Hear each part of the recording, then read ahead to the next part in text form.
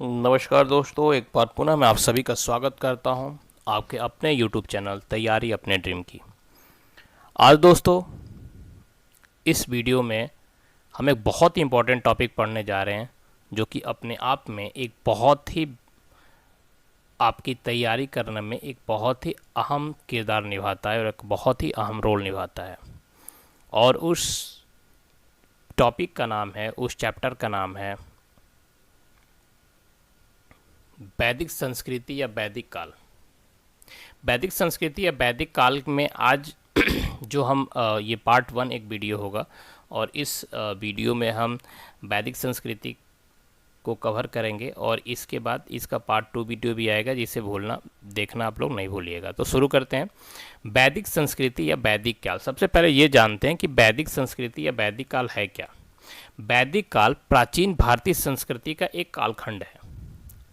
जिस प्रकार से आप जानते हैं कि सिंधु सभ्यता, सिंधु घाटी की सभ्यता, हड़प्पा संस्कृति, ये भी एक कालखंड था। उसी प्रकार से हड़प्पा संस्कृति के पतन के बाद, जैसे कि कहा जाता है कि एक बहुत फ्लड आया होगा, या क्योंकि ये किसी ने आज तक ये कंफर्म नहीं किया कि हड़प्पा संस्कृति का पतन किस कारण से हुआ था। तो हड़प्पा संस्कृति के पतन के बाद भारत में एक नई सभ्यता का आविर्भाव हुआ, और इस सभ्यता को की जानकारी का स्रोत जो है वो जो हमारे वेद हैं उनके आधार पर मिलता है। तो वेदों के आधार पर जो सभ्यता या जो संस्कृति के बारे में हमें पता चलता है, उसी को हम क्या कहते हैं, वैदिक सभ्यता का नाम दे दिया गया। तो वैदिक काल को 2 भागों में विभाजित किया गया है, ऋग्वैदिक काल तथा उत्तर वैदिक काल। ऋग्वैदिक काल जो है वो 1500 से 1000 ईसा पूर्व है, 1500 से 1000 ईसा पूर्व, और वैदिक काल जो है वो 1000 से 6 ईसा पूर्व में। इसको 2 भागों में डिवाइड किया गया है। तो वैदिक period is a period of ancient Indian culture when the Vedas were composed after the fall of Harappan culture. A new civilization emerged in the India on the basis of Vedas. The source information of this civilization, it was named Vedic civilization. Source के base पर इसका नाम Vedic civilization रखा गया। Vedic period is divided into 2 part, first Rigvedic period और दूसरा उत्तर वैदिक period. तो इसमें बेसिकली वैदिक काल से है क्या, इसमें क्या पढ़ेंगे हम। आप जैसे कि आपको पता है कि जो आर्य थे, जो थे वो सर्वप्रथम कहाँ पर आकर निवास किए थे, पंजाब एवं अफगानिस्तान में बसे थे, क्योंकि पंजाब अफगानिस्तान भी उस समय भारत का ही अंग था, एक प्रांत था बेसिकली। तो वो आकर कहाँ बसे, इसके बारे में भी अलग अलग राय है। लोगों अलग अलग पोर्ट्स ने अलग अलग राय इस पर दिया है, लेकिन जो सबसे पॉपुलर है और जो एक्सेप्टेड है वो है मैक्स मुलर के द्वारा। मैक्स मुलर ने क्या बोला था कि मैक्स मुलर ने कहा था कि आर्यों का जो मूल निवास है ना, वो मध्य एशिया को माना है। तो आर्य जो है वो कहाँ से आए थे, मध्य एशिया से आए थे, और आर्य के द्वारा ही निर्मित सभ्यता जो है वो वैदिक सभ्यता कहलाई। बेसिकली वैदिक सभ्यता यह एक ग्रामीण सभ्यता है बेसिकली, और आर्यों का जो मेन भाषा था वो क्या था, संस्कृत था। तो वैदिक काल से तात्पर्य क्या है, ये तो हमें पता चल गया कि आर्यों के द्वारा निर्मित सभ्यता थी वैदिक सभ्यता। लेकिन वैदिक सभ्यता या वैदिक काल से हमारा तात्पर्य क्या है। वैदिक काल से तात्पर्य यह है कि जो 4 वेद हैं हमारे, ऋग्वेद, यजुर्वेद, सामवेद और अथर्ववेद, तो ये 4 वेद प्लस ब्राह्मण ग्रंथ, अर्कक और उपनिषद से है। अब इसमें भी एक सवाल आता है कि ग्रंथों को एक क्रम में लाइए। सबसे पहले क्या था, वेद था।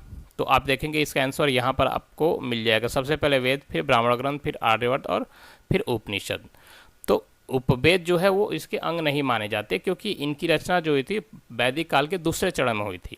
तो 4 वेदों में जो पहले 3 वेद हैं, जैसे ऋग्वेद, सामवेद और यजुर्वेद, इनको क्या कहा गया, वेदांती कहा गया।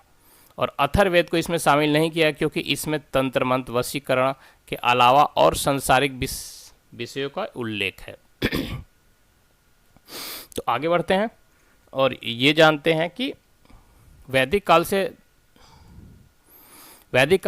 बेसिकली, अब इसमें क्या हमें जानना है कि वैदिक साहित्य में 4 वेद एवं उनकी संहिताएं, ब्राह्मण, आर्य, उपनिषद एवं वेदांगों को शामिल किया गया है।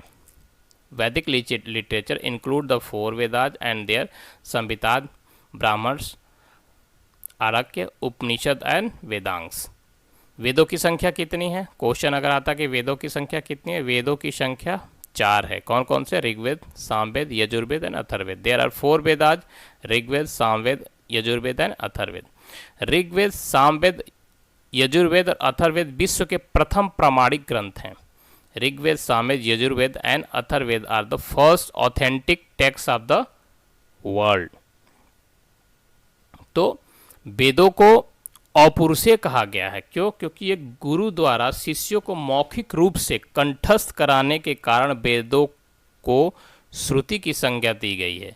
Vedas has been called Apaurusheya because the Vedas were the orally memorized orally by the disciplines from their guru, they have been called श्रुति। ये भी अपने आप में ये हमारी इंडिया या हमारी भारतीय संस्कृति, हमारी भारतीय परंपरा का एक अद्भुत उदाहरण है कि वेद को मौखिक रूप से कंठस्थ कराया जाता था। आजकल तो छोटी छोटी चीज़ों को याद करने में हालत ख़राब हो जाती है। तो वैदिक काल से तात्पर्य क्या है? चारों वेद, ब्राह्मण, आर्य, उपनिषद और वेदांग के को शामिल किया गया है इसमें। तो इसी कारण से ये हम इसको वैदिक काल कहते हैं। और वैदिक संस्कृति या वैदिक काल, वैदिक संस्कृति को बेसिकली जैसे कि पीछे हमने देखा था 2 पार्ट में डिवाइड किया गया। पहला ऋग्वैदिक काल जो 1500 से 1000 ईसा पूर्व है, और दूसरा उत्तर वैदिक काल जो 1000 से 600 ईसा पूर्व है। आज के इस वीडियो में हम ऋग्वैदिक काल के बारे में जानेंगे। ऋग्वैदिक काल में भी हम 2 पार्ट वीडियो बनाएंगे क्योंकि ये बहुत लंबा हो जाएगा। तो पहले पार्ट में देखते हैं क्या क्या हम पढ़ते हैं, और उसके बाद दूसरे वीडियो में हम उत्तर वैदिक काल के बारे में जानेंगे। तो स्टार्ट करते हैं कि वैदिक सभ्यता, ऋग्वैदिक काल, उत्तर वैदिक काल। तो हम प्रारंभ करते हैं अपना फर्स्ट वैदिक सभ्यता का, ऋग्वैदिक काल।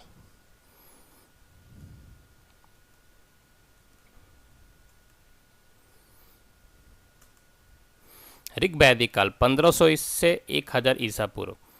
तो इन वेदों में प्राचीनतम वेद ऋग्वेद है। अतः वैदिक काल में प्रारंभिक युग का ऋग युग को ऋग्वैदिक काल कहा गया। क्यों ऋग्वैदिक काल कहा गया? यहाँ पर अब हम ये देख चुके हैं कि वेदों में जो प्राचीनतम वेद है वो ऋग्वेद है। तो इसीलिए जो पहला चरण था उसको हम ऋग्वैदिक काल कहें। शेष तीनों वेद जो है वो उत्तर वैदिक काल में रचित हुए। अब ऋग्वेद है क्या? सबसे पहले ये भी जानना जरूरी है कि ऋग्वेद क्या है। तो जो ऋग्वेद है वो देवताओं की स्तुति से संबंधित रचना को क्या करता है? रचनाओं का संग्रह है basically. Rigveda is a collection of composition praising the gods. तो जो ऋग्वेद में है, ऋग्वेद में इनको ऋचाएँ कहा जाता है। तो इसको क्या कहा जाएगा? ऋचाओं के क्रमबद्ध ज्ञान के संग्रह को, ऋचाओं के क्रमबद्ध ज्ञान के संग्रह को ऋग्वेद कहा गया। अब ऋग्वेद में इसमें है क्या? इसमें ऋग्वेद में 10 मंडल है, 1028 सूक्त है एवं 10,462 क्या है? ऋचाएँ हैं। और इस वेद के ऋचाओं के पढ़ने वाले ऋषि को होत्री कहा गया है। क्या कहा गया है? ध्यान से सुनिएगा। इन ऋचाओं को पढ़ने वाले जो ऋषि मुनि थे उनको होत्री कहा गया। जो भी इसमें ऋचाएँ थे 10 हैं 10,462 जो ऋचाएँ हैं उनको पढ़ने वाले ऋषि को होत्री कहा गया। और इसकी भाषा जो है क्या है? पोएटिक है, मतलब पदात्मक है। ऋग्वेद में 33 देवी देवताओं के बारे में वर्णन उल्लेख मिलता है। There is mention of 33 Devas in the Rigveda. प्रसिद्ध गायत्री मंत्र जो सूर्य से संबंधित देवी सावित्री को संबोधित है, ऋग्वेद में सर्वप्रथम प्राप्त होता है। तो इसकी रचना किसने की थी? विश्वामित्र ने। विश्वामित्र द्वारा रचित ऋग्वेद के तीसरे मंडल में, याद रखिएगा किसमें, कितने, कौन से मंडल में? तीसरे मंडल में है ये। तीसरे मंडल में सूर्य देवता सावित्री को समर्पित प्रसिद्ध गायकी मंत्र गायत्री मंत्र है। यहाँ तक कि इसके जो 9वें मंडल है इसमें देवता सोम के बारे में भी वर्णित है। अस्तो मासदमय वाक्य जो है ये ऋग्वेद से लिया गया है। ऋग्वेद में मंत्र को कंठस्थ करने वाले स्त्रियों के नाम भी मिलते हैं, जिनमें प्रमुख है लोपामुद्रा, दोसा, साची, पौलमी एवं Kakshavriti. In the Rigveda names of women are also found in memorizing mantra. The prominent ones among there are Lopamudra, Ghosha, Sakshi, Paulomi and Kakshavriti etc. और इसके जो पुरोहित थे, जैसे कि पहले बताया गया था कि इनको पढ़ने वालों को, इनके इन ऋग्वेद की ऋचाओं को पढ़ने वाले ऋषियों को क्या कहा जाता था? होत्री, होत्री कहा जाता था। ऋग्वेद का सबसे बड़ा मंडल 10वां मंडल है। इसी में पुरुष सूक्त, नासदी सूक्त के बारे में या सूर्य सूक्त के बारे में वर्णित है।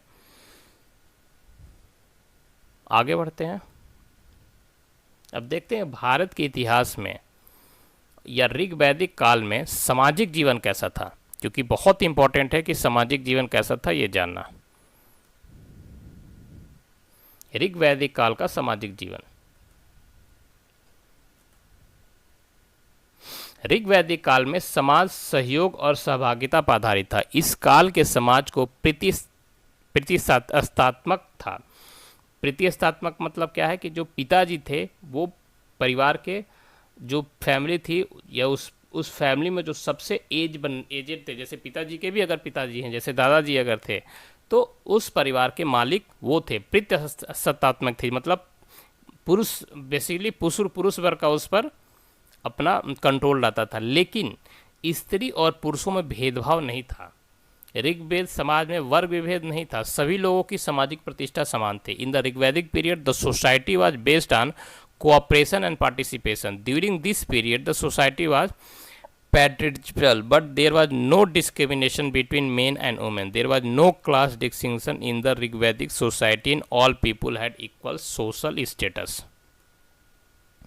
अब चलते हैं ऋग्वेद काल की सामाजिक जीवन की कुछ खास बातें देखते हैं। Some special thing about the social life the Rigvedic period. ऋग्वैदिक समाज में महिलाओं को शिक्षा का अधिकारों में समानता थी। In the Rigvedic society women had equality in the education and right. ऋग्वैदिक समाज में विधवा विवाह, देखिए इस चीज़ को बहुत ही ध्यान से याद करना पड़ेगा आपको, क्योंकि ये क्वेश्चंस मोस्टली आते हैं कि कौन से ऋग्वैदिक समाज में या उत्तर वैदिक समाज में किस समय महिलाओं की स्थिति बेहतर थी। तो उसका सही जवाब होगा ऋग्वैदिक काल में। क्यों? क्योंकि ऋग्वैदिक काल में विधवा विवाह, महिलाओं का उपनयन संस्कार, नियोग गंधर्व, अंतर जाति विवाह क्या था, ये प्रचलित था। मतलब अगर कोई किसी भी औरत के हस्बैंड अगर एक्सपायर डेथ हो जाते थे तो वो हस्बैंड के भाई से शादी की जाती होती थी, तो उस कारण से क्या हुआ, विधवा विवाह प्रचलित था। महिलाओं को उपनयन संस्कार भी होते थे। नियोग गंधर्व होता था, मतलब महिलाएं अपने पसंद के लड़कों को चुन सकती थी, अपने पति का चुनाव करती थी। और अंतर जाति विवाह भी प्रचलित था, मतलब ये नहीं था कि से ब्राह्मण क्षत्रिय में नहीं कर सकते, क्षत्रिय ब्राह्मण में नहीं कर सकते थे। तो इस समय ऋग्वैदिक काल में महिलाओं की स्थिति बहुत बेहतर थी। Widows remarriage, upanayana ceremony of women, niyoga Gandharva and intercaste marriage were prevalent in the Rigvedic society. ऋग्वैदिक समाज में कि वस्त्रभूषण में स्त्री और पुरुष दोनों को प्रिय थे, मतलब जो आभूषण थे वो स्त्री और पुरुष दोनों ही पहनते थे। ऋग्वैदिक काल का सामाजिक जीवन के नेक्स्ट पॉइंट में देखते हैं कि और क्या है।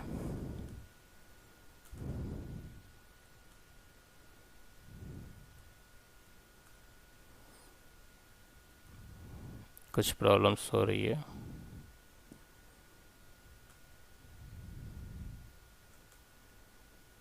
ठीक है। ऋग्वैदिक समाज में अतिथि सत्कार की परंपरा सबसे ज्यादा थी।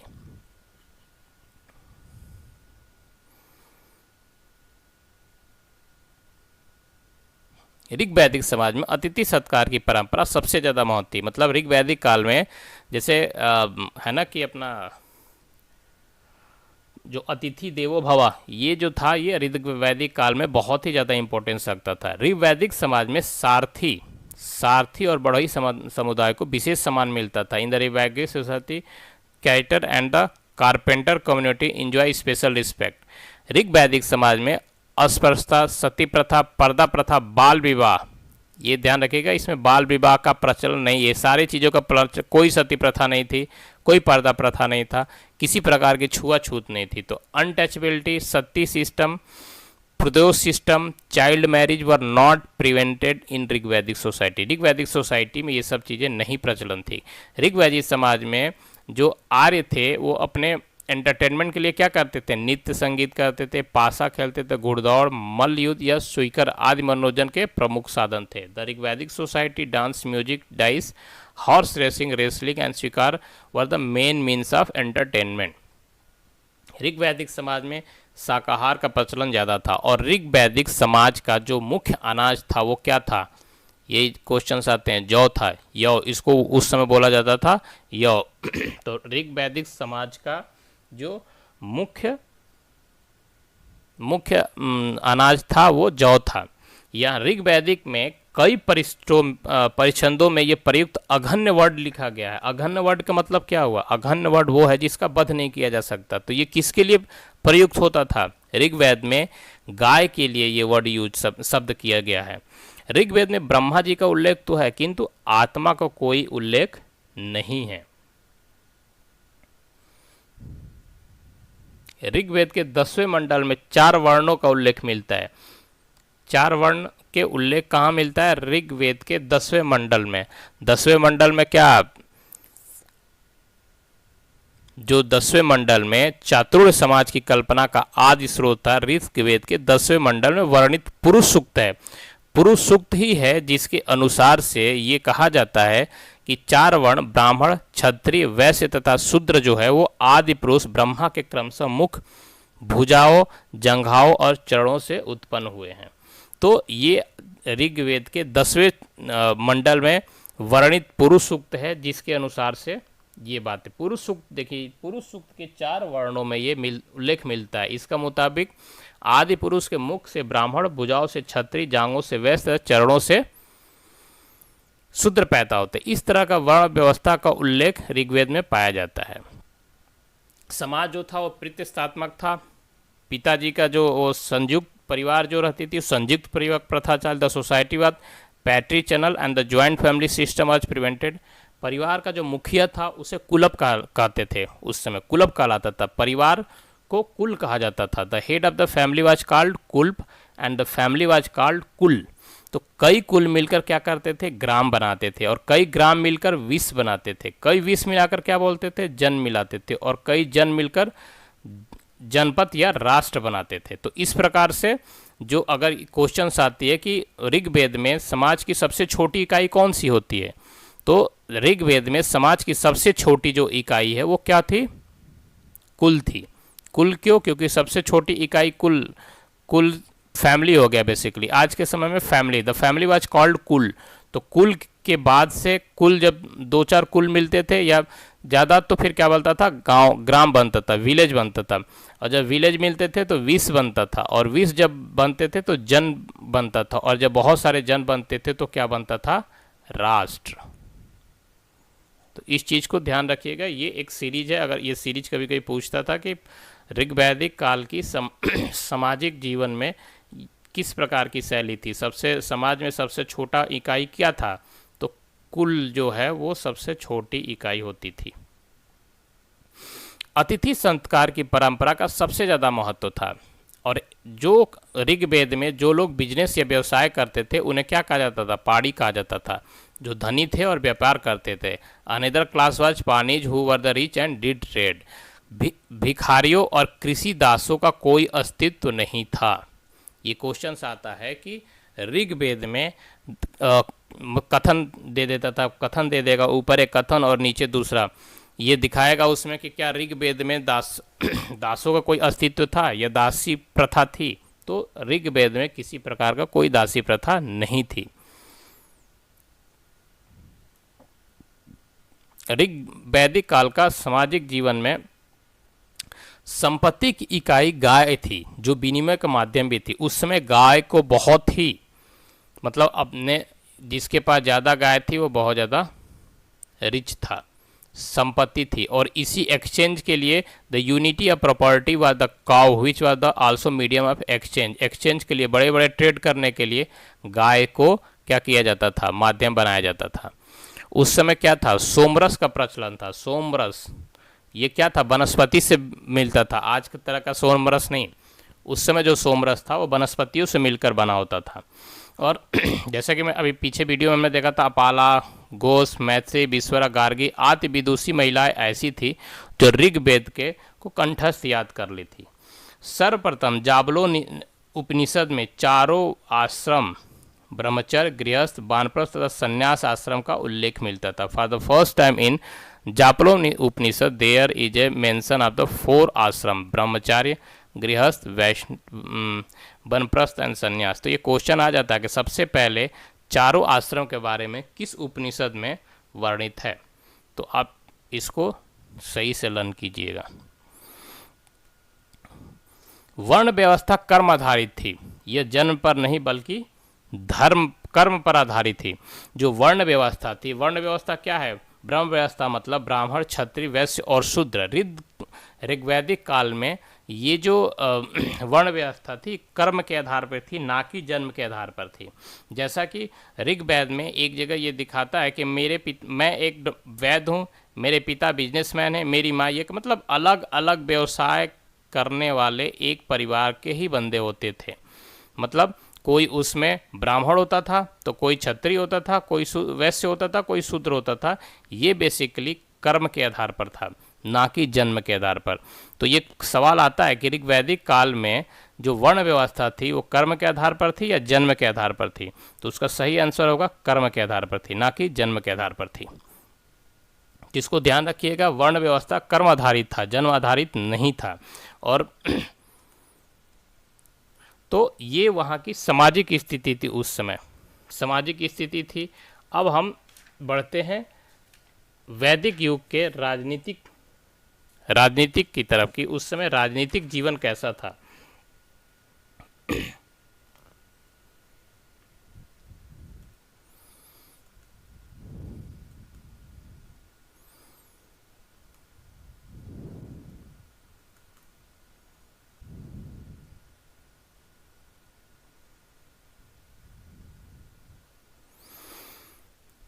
पूर्व वैदिक काल अथवा ऋग्वैद काल के राजनीतिक जीवन की सबसे महत्वपूर्ण विशेषता थी कि इस काल में आर्यों को वहां रहने वाले द्रविड़ों अथवा अनार्यों से युद्ध करने पड़े। क्योंकि जब आर्य आए थे तो उससे पहले वहां पर द्रविड़ रहते थे, जिनके साथ उन्हें युद्ध करना पड़ा और अपने राज्य को स्थापित करने के लिए प्रबंध करना पड़ा। इस संघर्ष के साथ साथ आर्यों ने अपनी राजनीतिक इकाइयाँ तथा संगठन को सुदृढ़ बनाया।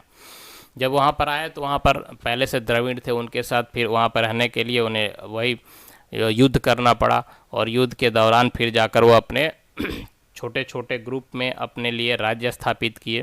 तो the most important feature of the political life the pre Vedic period or Rigvedic period was the during this period the Aryans had to fight with the Dravids. तो जो आर्य थे उनके राज्य विभिन्न राजनीतिक इकाइयों में विभाजित थी। जैसे कि हमने पहले देखा था, सबसे छोटी इकाई कौन थी, ग्राम थी। ग्राम के प्रमुख अधिकारी को क्या कहा जाता था, ग्रामीण कहा जाता था। अनेक ग्रामों के समूह को क्या बोलते थे, विस कहते थे। और अगर देखिए, 2 प्रकार के सवाल होते हैं। घर की सबसे छोटी इकाई को क्या कहा जाता था, तो वो उस समय कुल। और समाज की सबसे छोटी इकाई को क्या कहा जाता था, ग्राम कहा जाता। ग्राम के प्रमुख अधिकारी को क्या बोलते थे, ग्रामीणी कहा जाता था। जैसे आजकल प्रधान है वैसे ग्रामीणी कहा जाता था। अनेक जो गांव है वो जब मिलते थे तो क्या बनाते थे, विस बनाते थे, विस। उनके प्रमुख अधिकारी को क्या कहा जाता है, विस्पति। तो याद ये सवाल आते हैं कि ग्राम के अधिकारी को या ग्राम के अधिकारी को क्या कहते हैं, तो ग्रामीणी कहते हैं। और विस के अधिकारी को क्या कहते हैं, ग्रामों का से विस को, उसको कहते हैं विस्पति। अनेक विसों के समूह को जन कहा जाता था या जनपद कहा जाता था। और जन के प्रधान को क्या कहा जाता था, राजन कहा जाता था उस समय। तो उसके बाद से जब बहुत सारे जन मिलते थे तो उनको क्या कहा जाने लगा, राष्ट्र कहा जाने लगा। तो इसी पर the kingdom of Aryans were divided into various political unit. The smallest unit was called gram, the chief officer of the village were called gramini, a group of many villagers called vis and its chief officer called vispati, group of many vises are called jan या janapada, at the head of jan was called raja. The entire region of Aryan was called rashtra. तो इस चीज़ को clear से अब समझिएगा कि ये किसको क्या कहते थे उस समय।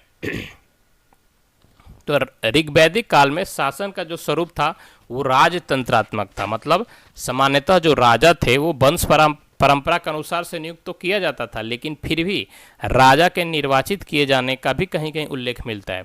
राजा निरंकुश और स्वेच्छाचारी नहीं हो सकता था। राज्याभिषेक के समय राजा को यह शपथ लेनी पड़ती थी कि वह जनता के हितों की रक्षा करेगा, और यही नहीं, जो अयोग्य राजा थे उन्हें पद से हटा भी दिया जाता था या फिर निर्वासित कर दिया जाता था।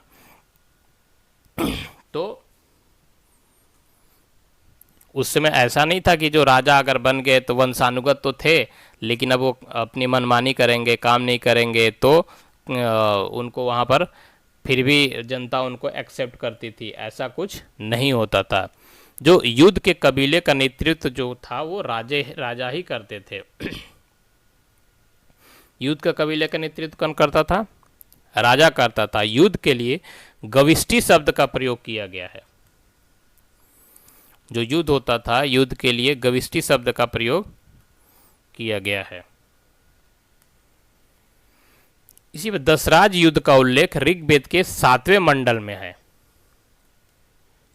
दशराज जो युग है, ये युद्ध क्या था? ये युद्ध जो था परुषणी नदी के तट पर सुदास एवं 10 जनों के बीच लड़ा गया था, जिसमें सुदास जो थे वो विजयी हुए थे। उसी प्रकार से जो समाज ये ऋग्वैदिक राजनीतिक जीवन था उसमें पुरोहित, सेनानी और ग्रामीण जो थे वो राजा के मुख्य अधिकारी थे। पुरोहित राजा का नैतिक परामर्शदाता था, धार्मिक कार्य संपन्न कराता था, उसे उच्च सम्मान प्रतिष्ठा प्राप्त थी। आपने देखा होगा रामचरितमानस में, या फिर रामचरितमानस में विश्वामित्र जी थे और वशिष्ठ जी थे। ये ऋषि जो थे वो राज्यों के क्या थे? पुरोहित के पद पर नियुक्त किए जाते थे। सेनानी जो है वो सेना का प्रधान होता था, वह सेना का संगठन करके राजा की अनुपस्थिति में सेना का नेतृत्व करता था। और ग्रामीण ग्राम में राजा का प्रमुख सैनिक होते थे और असैनिक का भी जो दोनों रूप में रहते थे। इन अधिकारियों के अलावा दुर्गपति, गुप्तचर, उपस्थित अन्य और अधिकारी भी होते थे। राजा स्वयं न्याय देने का सर्वोच्च अधिकारी होता था। छोटे छोटे अपराधों और अभियानों का निर्णय ग्रामों की पंचायतें करती थी। जैसे चोरी हो गया, डकैती हुआ, पशु चोरी हुआ इत्यादि अपराधों के लिए शारीरिक दंड देने की प्रथा है। कहीं कहीं बंदी गृहों का भी उल्लेख मिलता है और अधिक जुर्माना भी लिया जाता था।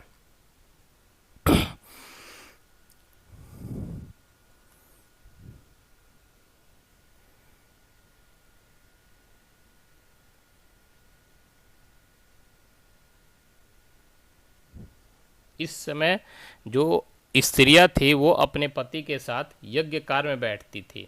तो अगर ये पूछा जाए कि कौन सी ऐसा समय था जब उत्तर वैदिक काल या ऋग वैदिक काल, किसमें स्त्रियों की स्थिति सबसे बेहतर थी, तो ऋग वैदिक काल था। सामान्यतः जो पदाति सेना थी पैदल सैनिक होते थे, उच्च अधिकारी रथों का प्रयोग करते थे। युद्ध में अश्व का प्रयोग भी होता था। ऋग वैदिक काल के प्रमुख शस्त्र क्या थे? तीर, कमान, तलवार और भाला। सैनिक क्या पहनते थे? कवच और तांबे की टोपी पहनते थे। पूर्व वैदिक काल में शासन को लोकतांत्रिक स्वरूप प्रदान करने के लिए और राजा को नियंत्रण में रखने के लिए दो समिति थी, उसको क्या बोलते थे? सभा और समिति नामक संस्थान का आरंभ हुआ था। समिति जो था वो क्या थी? आर्यों की जनसभा और एक विशाल आकार की सभा थी, जबकि सभा राजा की सहायता के लिए एक छोटी परिषद थी। तो जो समिति थी वो क्या थी? आर्यों की जनसभा थी, जिसमें लोग थे, हर प्रकार के लोग उसमें आते थे। मतलब एक राजा है और राजा की जितनी प्रजा है वो उसमें आती थी। तो समिति बेसिकली क्या थी? वो आर्यों की जनसभा थी। और जो सभा थी, सभा क्या थी? वो सभा जो बनाई गई थी वो राजा की सहायता के लिए एक छोटी परिषद थी, जो समय समय पर क्या करती थी? महत्वपूर्ण मामले में सभा जो है वो क्या करती थी? सलाह देती थी। यहाँ तक कि समिति की भी सलाह ली जाती थी और राजा उनकी बैठकों में उपस्थित होता था। तो सभा, समिति, और इसके अलावा एक और था, वो क्या था? विदथ नामक प्रशासनिक संस्थाएं थी। समिति का महत्वपूर्ण का राजा का चुनाव करना। समिति में क्या हुआ? सारे प्रजा होती थी जो राजा का चुनाव करती थी। और समिति का प्रधान को क्या, प्रधान जो था वो ईशान या पति कहलाता था। विदव में स्त्री एवं पुरुष दोनों सम्मिलित थे। नौ, जैसे विदव का कार्य क्या था, नौ वधुओं का स्वागत करना, धार्मिक अनुष्ठान करना, सामाजिक कार्य, ये क्या क्या होता, ये सब कुछ विदव के द्वारा होती थी। तो सभा श्रेष्ठ लोगों की संस्था थी, मतलब सभा में आपके पुरोहित हो गए, उसके बाद से जो सैनिक अधिकारी हो गए, जो आपका जो सैनिक के सेनापति थे वो हो गए, जो राजा को बेसिकली सलाह देते थे। और समिति जो थी वो आम जनप्रतिनिधि थी, मतलब जो पूरे उस जनता जो थी वो थी। और जो विदव थी, विदव सबसे प्राचीन संस्था थी। तो ऋग्वेद में सबसे ज़्यादा जिस वर्ड का उल्लेख है वो विदव का, वो कितनी बार किया गया है, 122 बार किया गया है। ऋग्वेद में जीवन भर जो औरतें अविवाहित रहती थी उनको अमाजू कहा जाता था। क्या कहा जाता था, अमाजू। जीविकापार्जन के लिए वेद वेदांग पढ़ने वाले अध्यापक उपाध्याय कहलाते थे। और राजा युद्ध का नेतृत्व तो करता था, उसे कर वसूलने का कोई अधिकार नहीं था। जनता स्वेच्छा से उसे कर देती थी और उसी कर से वो खर्च चलता था। जबरदस्ती किसी प्रकार का कोई कर ऋग्वैदिक काल में लागू नहीं किया जा सकता था। अब राजा के प्रसन्नी सहयोग के पुरोहित एवं सैनिक जो थे उनको क्या कहते थे, 12 रत्नी करते थे। ये बहुत ही इंपॉर्टेंट है कि जो 12 रत्नी करते थे उसमें क्या, चारागाह के प्रधान को वाज्रप्रति, लड़ाकू दौले के प्रधान को ग्रामीणी कहा जाता था। ये बहुत ही इंपॉर्टेंट है कि ये 12 रत्नी कौन है। ये 2023 के उत्तर प्रदेश PCS में भी इसमें से एक क्वेश्चन आया था और वो ये था, ये तो बहुत ही इंपॉर्टेंट है, इसको बहुत ध्यान से आपको याद करना होगा। पुरोहित कौन था, राजा का प्रमुख परामर्शदाता। सेनानी कौन था, सेना का प्रमुख। ये आपको लर्न करना होगा। 12 रत्नी जो थे उसमें पुरोहित जो है उसे राजा का प्रमुख परामर्शदाता कहा जाता है। सेनानी जो है वो सेना का प्रमुख उसको कहा जाता है, सेना का प्रमुख। ग्रामीण, ग्राम का सैनिक पदाधिकारी। महर्षि किसे बोला जाता है, राजा की पत्नी को। सूत कौन था, राजा का सारथी। छत्री, प्रतिहार। संग्रहित जो है उसको बोला जाता था कोषाध्यक्ष। और जो भागुदूत का है, भागुदूत कर एकत्र करने वाला अधिकारी। अछवाप किसे बोला जाता था, लेखाधिकारी को। गोविकृत वन का अधिकारी। और पालागल राजा का मित्र। तो ये जो 12 हैं, ये 12 रत्नी इनको कहा जाता था। ऋग्वैदिक काल में इनको 12 रत्नी करते थे। इसे ध्यान से लर्न करने की जरूरत है क्योंकि इसमें से क्वेश्चंस आ जाता था कि कर एकत्र करने वाले अधिकारी को क्या कहते हैं, प्रतिहार जो है उसको क्या, राजा के सारथी को क्या बोलते थे। तो इस प्रकार के जो भी ये पॉइंट्स हो इसको लर्न करना बहुत ज़रूरी है। तो ऋग्वैदिक काल में आज इतना ही। इसके आगे की वीडियो में हम इसके आर्थिक स्थिति, धार्मिक स्थिति के बारे में पढ़ेंगे कि ऋग्वैदिक काल में वहाँ के लोगों का धार्मिक स्थिति क्या था और आर्थिक स्थिति क्या था। लेकिन आज के लिए ये वीडियो बहुत लंबी हो जाएगी, तो आज के लिए इतना ही। वंस अगेन मैं आप सबसे रिक्वेस्ट करूंगा कि आपको अगर इस वीडियो से कुछ भी सीखने को मिल रहा है, जानने को मिल रहा है, कुछ ऐसी बातें जो आपके ड्रीम को प्रिपेयर करने में आपकी हेल्प कर रही हो, तो आपसे रिक्वेस्ट करूंगा कि इस चैनल को सब्सक्राइब करें, लाइक करें और बेल आइकन को दबाना ना भूलें। कृपया अगला वीडियो देखना ना भूलें। Please don't forget to watch our next video. मिलते हैं पुनः एक नए वीडियो में इस वैदिक सभ्यता के पार्ट 2 से रिलेटेड वीडियो को लेकर। तब तक के लिए थैंक यू।